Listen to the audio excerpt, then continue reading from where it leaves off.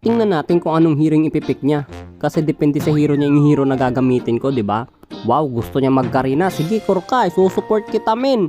Maglololita ako. Kaso nga lang, sa kasamaang palad, wala kaming expilin. Kaya yun, napagamit ako ng new skin no Lolita. Si Lolidus. At dahil hindi na ako aabot sa wave, hindi na rin ako nag-gigacut. Tsaka medyo delikado rin kasi yung kalaban ko. Si Dirot, nangangalmot ng buhay yun. Baka mamatay ako ng maaga. Pero may tip ako sa inyo para hindi kayo mamatay ng maaga. Kapag magigigakat kayo, dapat gabi. Para kahit sinong kalaban nyo, hindi kayo mamamatay ng maaga kasi gabi na. Pero ang pinakamahalaga sa lahat, mag-stack ka muna. Grabe, napakasakit talaga ng hero na to. Ayoko na pre, bounce na ako pre. Tamo, binibirahan niya yung Guardian Angel ko pero hindi niya alam. Katapusan na ng kanyang kinabuhi. Joke lang, meron pa siyang vengeance pero parating ng aming Karina. Eto na, wala makakataro sa kapangyarihan ng aming flower power. Ha, tanggapin mo yan. Pero hindi na ako magpapabuli sa'yo. Kahit bully ka sa lane, hindi mo na ako mabubuli dahil dito I know bullying. Aray, grabe ang sakit pa ako. Grabe, sinuntok ko yung COVID pero ayos lang yan. Palapit na ako sa'yo, nag-deliver na aking kamo. Bang! Boom, nag-vengeance pa siya. Pero ayos lang yan, iilag tayo. Wow, grabe, tinuklaw mo yung langit. Bang! Sabay, pak! Oh, had to die. Ito pa pre, yung mga lamok talaga, mahilig yan lumipad. Kaya naman yung mga lamok, dapat binabaygon nyo yan.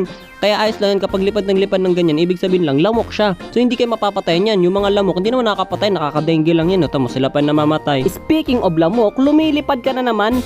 Baygon ka sa akin ngayon boy, sinasabi ko sa'yo. Suntok di kalimot, wow! Yun, grabe, baygon, kidlat, lamok, pak. Ikaw pa, sige Ray, nagrabe, napakasakit. Binabacuum niya ako, pero ayos lang yan. Binabato niya pa ako na napakarami mga bagay na hindi ko na mamaintindihan. Pinaflame shot niya pa ako dito, pero ayos lang yan. Hindi pa ako dito mamamatay na patay na dito sa iyo. Naman susundan ko na dito yung aking Karina. Nandito na ako to the race. Kasuluhit na pala ako, so nag-recall na lang ako. Nagbabalik na ako para makapag-sparring sa'yo. Wapaw!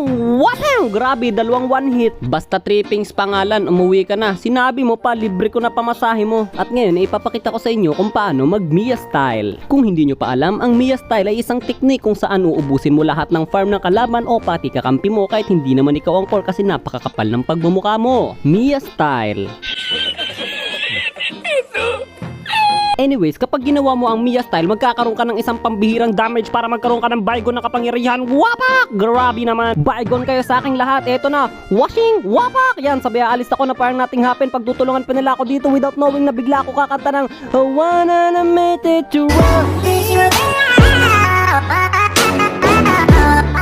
Wapak! Sabi ko naman sa iyo, huwag ka na maghahabol kasi masasaktan ka lang eh. Bex Soto! Roses are red, Balmond is mage. Kung ako sa'yo, follow mo na ang aking FB page.